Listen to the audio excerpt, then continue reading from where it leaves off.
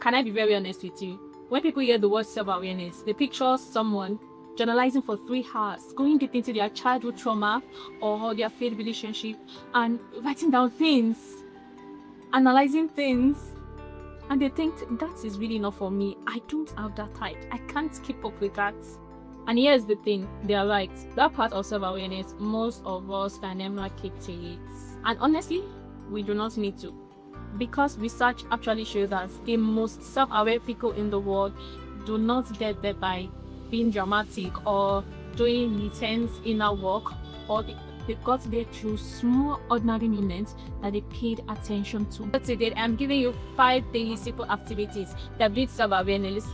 Just things you can start doing today in your actual life right now. Let's get into it.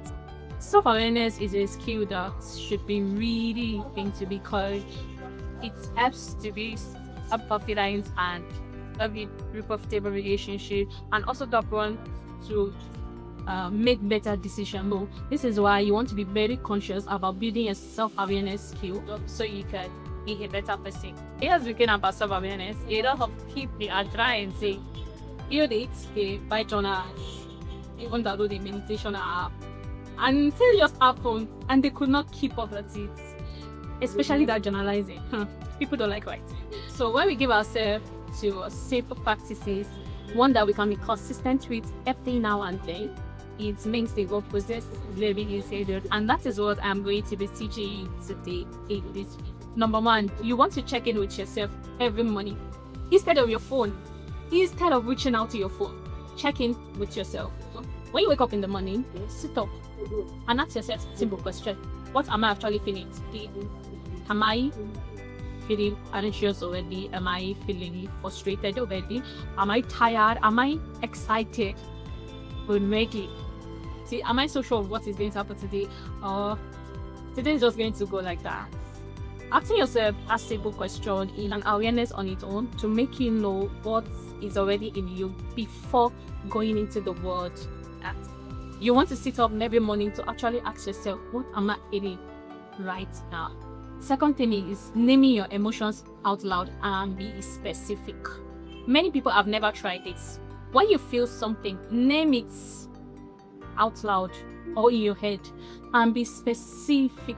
Not just I feel bad, I feel stressed. Are you frustrated? Are you anxious about something? Are you embarrassed? There is a massive difference between those feelings and naming them, because the act of naming them precisely is in itself a self-awareness. And the thing is, you can do this literally anyway, in a car, in a meeting, while you're driving, while you're having that nice time. You just need to pause 5 seconds or wait. What am I checking?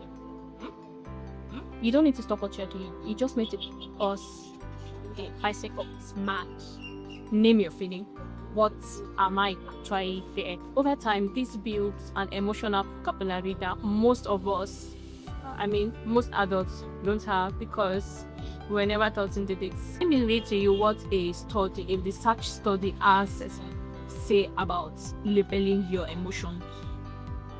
Studies shows that simply labeling emotions accurately reduces their intensity and improves decision making. It also directly develop the internal self-awareness that researchers identify as the first pillar of truly knowing yourself.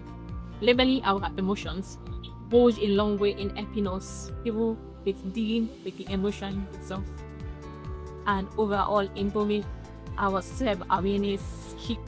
The first thing you can do is asking the what question before you sleep.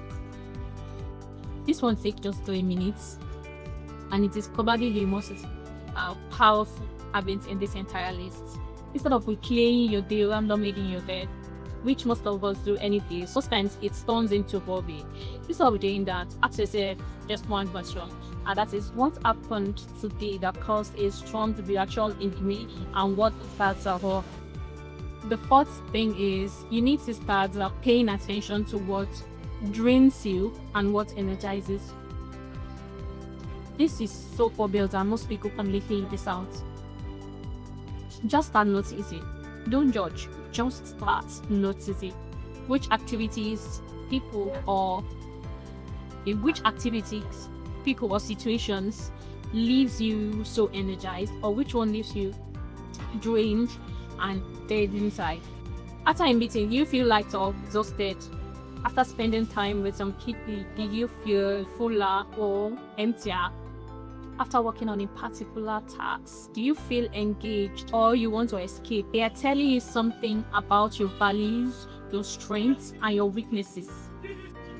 Keep a simple note on your phone and jot down one thing that energizes you and fulfilling you each day.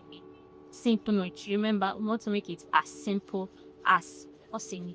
The fifth thing you want to do is to ask one person one honest question once a week. Now, the goal is to stay consistent, so we want to make it as simple as possible. Yet, an honest feedback is one of the most difficult things people do.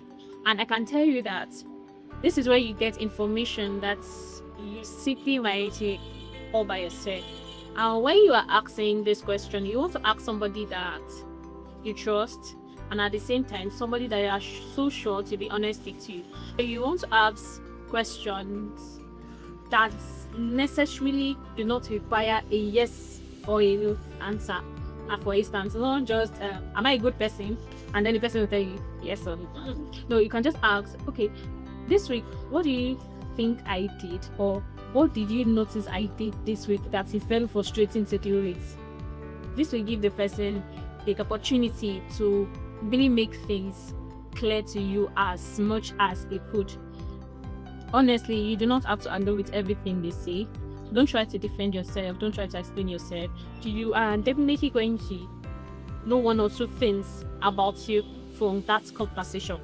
Here's what I want you to do, because I really want it to be something that we are going to be very consistent with. So you do not have to do the 5.